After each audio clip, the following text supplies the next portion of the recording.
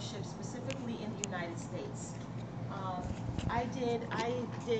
I'm doing a three-part series on the most successful immigrant entrepreneurs in the United States to date. The three being the Latin Americans, the Chinese, and out of the Caribbeans, the Jamaicans.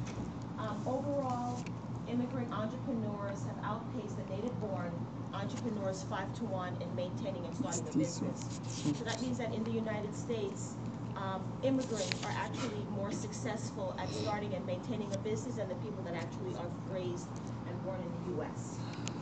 I'm sorry, my daughter put a...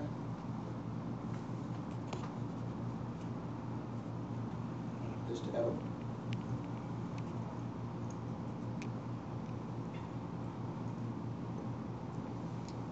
Between 2002 and 2008, the three most successful immigrant entrepreneurs were the Latin Americans, Chinese, and Jamaicans. They contributed $348 billion to the U.S. economy. The Jamaican immigrant business owners have been extremely successful in launching and maintaining entrepreneurial ventures in New York City. New York City in particular, they have contributed about $12.8 billion. For the purposes of this study, I'm going to be talking about something called a partner, which is defined as an organized, informal, rotating credit union created by groups of Jamaicans in their home country who pool their savings together and lend the money to individuals within that specific group who then utilize the money to start up businesses. The paper examines the roles of the partner as an innovative means of networking within the Jamaican community in New York City. What I did was I conducted one-on-one interviews. My daughter put a thing on here because she says I talk too much. I conducted one-on-one interviews with Jamaicans within New York City. I actually interviewed 150 business owners, but I narrowed it down to two specific business owners, one being an established and one being a non-established. The non-established business owner was in business for less than 3 years. The established business owner has been in business for more than 20 years. So the key questions are, how does culture or ethnicity affect the startup and sustainability of an immigrant business venture? And what resources do immigrant entrepreneurs use to obtain startup capitals to start and sustain their business ventures?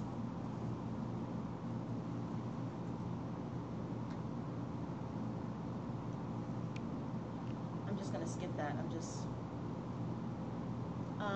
The reason why many immigrants start businesses in the United States is because they can't secure employment in the local market. Their skills are considered uncompetitive. So one of the problems that they have is that it's called lack of transferability. They can't transfer the skills from their home country over to the United States because for some reason the United States considered their educational system a little bit more superior. So for example, a friend of mine who was a very successful architect in the Dominican Republic ended up being a daycare provider. She was a babysitter. So she had to go back to school all over again to learn how to be an architect because they do everything by computers, rather in the Dominican Republic, they tend to do everything by drawings.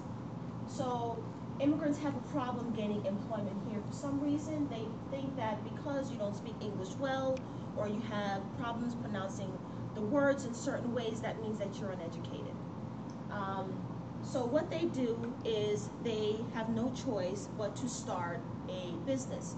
The reason why I concentrated on the before I was saying that last year's paper was published on the Latin Americans, and the Latin Americans are very good with networking.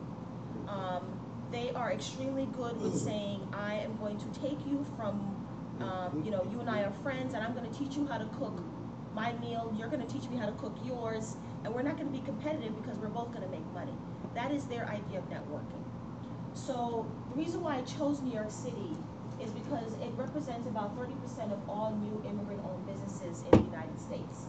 And it has a very diverse population. So they label New York City as an enclave for three reasons. It's large, it has the most immigrant groups, and it's also the #1 largest state where immigrants populate. The partner, I'm going very quickly because I know that we have less time. The partner is an informal rotating credit union that was actually started thousands and thousands of years ago, actually in Ghana. So basically what it is it is a group of about 20 people who every couple of weeks you have to give in a certain amount of money to the banker, so to speak, and the banker is usually an older person. Every 2 weeks you give that banker $100, and every other week you are given, every one person is given all that money, and they utilize that money to start their businesses, to buy homes, and stuff like that. And the reason why they have the reason why immigrant entrepreneurs in the U.S. have these informal, societies or credit union is because they don't have access to go to the bank and say, can I borrow money? So this is something that they've done in the home country that they've taken over to the host country. So the research method that I used was one-on-one interviews that were conducted. And what I did was I asked, and these are just a couple of the interview questions that were asked. They're all open-based and discussion-based. The method was, since it was qualitative, I used a qualitative system because I wanted to be as impartial as possible. I interviewed them. I took their interviews. The interviews were transcribed into a program called Dragon Software. The Dragon Software reads, has everything, transfers everything onto text. CatPack is a system that takes the words that from the interview, and it takes the most important words, or the words that were mentioned the most, and puts them in a specific order, almost making a sentence. And what that did was it enabled me to, once it was making the sentence, I looked and I said, okay, this is what this the interviewee was saying as response to my interview question. Okay, because most of my stuff is all qualitative. So what I did was I interviewed 150 business owners over the phone and so forth. But I really took, for this sake, I took these two specific individuals, the door and Layton's Place. By the way, most of the immigrant entrepreneurs in the United States that are very, very successful don't have a college education. They actually have less than a high school education. Okay, so the ones from Latin America that I interviewed, they have up to a 7th grade education, which means that they finished school when they were 13 years old. And the Latin Americans that I interviewed in the U.S., they were running a $30 million business with, finishing school at the age of 13. The reason why that is because we don't know it, but in our economically underdeveloped countries, the individuals that are selling stuff on the street are entrepreneurs. They just don't know it yet until they get to the United States. So when I was little, and I was about 7 years old or so, I'm Jamaican, when I was little, my grandmother, I used to come home from school, my grandmother would sell fruits and vegetables and stuff on the corner market. We used to have a mango tree and an acri tree, which is a fruit, and I used to pick it, and I used to go to the local other places and pick stuff, and we used to sell it, right? So she would go home and she'd cook, and I'd come home from school, and at 8 years old, I was bargaining with shoppers, and I was considered an entrepreneur. That enabled me to start a non-for-profit organization in the United States. It was an organization for low-income women that were seeking employment, and I turned that business from 0 to $5 million in less than 7 years because of the fact that I had already had that entrepreneurial edge, so to speak. The business owners in the United States, the other thing that kind of I think sets the immigrant aside is that even though they move from their home country, whether it be India, Pakistan, Africa, Jamaica, Saudi Arabia, Egypt, you want your foods from your country. You want your stuff from your nation, no matter where you go, right? Yeah. And so these restaurant owners have set up shop in these places because this is the enclave of where their particular group is. And it's gotten catchy because now the Americans want the Pakistani food, they want the Indian food. So you have, as I was discussing with my Pakistani friend, you have the halal lines and you have the Indian food lines that are literally in the United States during lunchtime. In New York City, it goes around the corner. So you literally have to run out of your office and stand in line for an hour just to get halal food, or just to get, and this is from the Americans, because they crave this stuff from other countries as well, right? So, so basically, you know, the reason why I did the data is, the reason why I did the study is because I'm trying to show basically that because you come from an underdeveloped country, and because you don't have the language skills, and because you may not say the word, because you might say the word a little bit differently, doesn't mean that you're uneducated, doesn't mean that you don't know. So last year's paper was published on Latin Americans. This year's paper is focusing on Jamaicans, and next year's paper will, I've done that paper already, that is specifically on Chinese, and the Chinese, they specifically rely on family members only. So they do not go outside of their cultural group. Whereas the Latin Americans will go outside, will stay within their cultural and ethnic group. Jamaicans will stay outside of, will stay within inside their cultural group most, about 95% of the time. Although they will let a Trinidadian or somebody from Barbados or the Bahamas sort of in, but most of the time it's within their own specific culture. That's it. Good. Any questions? What would be? Yeah, very interesting. So, So you have a question? Well, it's interesting. I have a friend who's from Colombia, and he has no college education. I actually do his accounting and his taxes. He makes $1 million US a year selling bread. He's a bakery. He started his own business, and I give him credit. People who come from other countries. I'm also an immigrant from an immigrant family. My parents came from Greece in 1940, very long time. And when they came here, my father used to tell me he used to go to places and they said no Greeks or dogs allowed. It was very, you know, a lot of discrimination back then. And if you look in New York, everything here is built by immigrants, and we're a multicultural place. Because the problem that the immigrants have is that they can't find traditional work. So they go, if they go to a company and they try to apply at IBM or Apple, it's very difficult for them to get in there.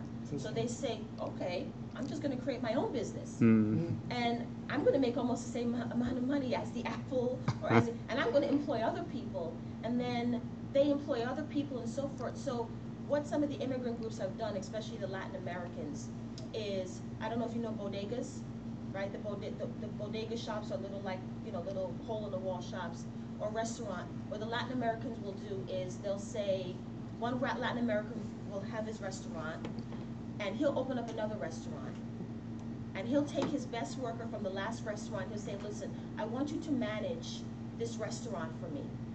And he'll manage the restaurant for 10 years, and that Latin American business owner will say, this restaurant is now yours. And now you are responsible for doing it for the next and the next and the next and the next. And this is why you have such a spread. So with the Jamaican immigrant entrepreneurs, they do it by, they're very, very good at money. They're very good at pulling their resources and their money together. Now, if you don't pay your partner, once you get your money, you have to continue giving money into the partner. There actually have been people in the U.S. that actually had to flee, go into hiding in Jamaica because they didn't give in their partner. It's really a lack of disrespect if you don't continue and give somebody else the opportunities like they've given you, because they are so embedded in the partner. Yeah, I can add to you for your next research about the Chinese study. Yeah. There is you can search in the book, it's called China Web, W-E-B, it's a China Web. Yeah. Like, you know, the spider's net, the Chinese entrepreneurship is like this. I give an example. Say the Indonesian Chinese has some product, say noodles. They want to export to Chinese in, say, plushie, okay? What they do, they say, you don't need to give me money now. You take my product, sell it in USA, then give me value after selling this, right? So the New York one will say, okay, I am sending to London China community, you sell this product, all right? So this is the way they develop a a spider's net. Mhm. You know a spider's net? Yeah. So that no insect can pass through the spider's net. You see the word? So it means any business opportunity comes, it must be there. The grabs it. Yeah. The Latin Americans are actually surpassing the Chinese In that way. in business because the Latin Americans are just so good at networking. I mean, I had one Latin American business owner whose mother died, and he had to, and one of the workers' mother died, he had to leave and go back to Jamaican Republic. And the other restaurant owner that was his friend said, I'm gonna send Juan into your restaurant, and he's gonna work for you, because I know that you're shorthanded. That's what he did for him. There's no competition, there's no, you know, oh my God, I have to make more money than him, and I have to get, there's none of that. They are extremely good at, they're powerful at networking. And so they're surpassing the Chinese in revenue, which the new numbers from the United States Census Bureau, I think is supposed to be out by the beginning of next year. And then, you know, you have the Caribbean subset, which is the next group, and out of that Caribbean subset, the Jamaicans are, you know, so it's the Latin Americans, then it's the Chinese, and then it's the Caribbeans, but out of the Caribbeans, it's the Jamaicans. So from your talk, it So you have to go to Jamaica. Yeah, I think to sum up that, you are teaching management, isn't it? Yes, I'm a management professor. So then you can say how these models of say Latin American, Chinese, Yeah. Jamaican, how the culture is related to this business development. Yes. You can develop another paper like that, is it Yeah. not? Yeah, How that's culture effective. is playing. That's effective. Culture is playing the role here. Yes. Yes. Actually, it is interesting. This is just my third visit to New York City. And I guess the first 2 times I just did the touristy things, but yesterday I was going through all the Queens and neighborhoods, and it was so interesting to see how the Latin American neighborhood had, you know, on one hand you had a Ecuadorian restaurant, then there was something from Colombia. So it was just so interesting to see that, you know, like you said, it's within not just sticking to one country, I guess, but they seem to be collaborating and With each other, yeah. Yeah. I was talking to my Pakistani buddy over here, Mhm. and he said to me, which students do you find are the most hardworking? And I said, the Indians and the Pakistanis. They want to start it, you know, I have a very difficult time getting the American students to want to be entrepreneurs. With them, they want to start a business. Their goal is, I'm going to work for a company for about 7 years. I'm going to get the experience, but after those 7 years, I'm going to go work at it. I'm going to run my own company. business. Because, but their main motivation also is that they want to get the St. John's is a middle income, lower income sort of school. So they appreciate the value of an education. Their goal is, I need to bring my family up here, or I need to give my family a better life down there. And so that is the goal of all immigrants, basically, is to give back. Because I know that most of our families is up here from Jamaica. We have some family that's still there. But, you know, we send for our family, they got college educations and schooling and all that other stuff. Behind it, the reason when they come in here, they have a lot of investment on their material. Yes. They need to have payback. No, it's called, the immigration is a blessing in Yeah. disguise. Yeah. What I saying you, when you come in a country, say I am an immigrant also, I'm an Australian. When I've gone there, I said, okay, I was a big boss in Bangladesh, but in a desperate situation, your brain must be innovative to do something, you know, to survive, to do at least. But if I were in Bangladesh, my brain would not have been that innovative because I was living in a comfort zone, right? So when you get out of the comfort zone, you'll do, you know, Struggle out. you Explore are more. forcing your brain to squeeze out something lemon there, you know. Yes. So that's the offshoot is that the development, you get rich here. Yes. And in Australia, when I immigrated, I was 48 years old. I started PhD. I said, I will be teacher, of course. When I became university professor, then I said, no, I must have own business. Yes. So this kind of the immigration, you know, immigrant people wants to make sure that not only that their generation also will survive and flourish. And flourish, So yes. because of this, and they, you know, Yes. it all, you will see historically, Indian community in South Africa, they develop like that. Indian community in South, in Kenya, in Mombasa, they develop like that. Yes. In Uganda, they like that. So whenever you immigrate some country, yeah, Yes. maybe who is developing faster than other race, you can develop a paper on that. Yes, yes. You know. Yes. Yeah. Okay? Thank you very much. Okay. I think now we're going to call the last presenter. Last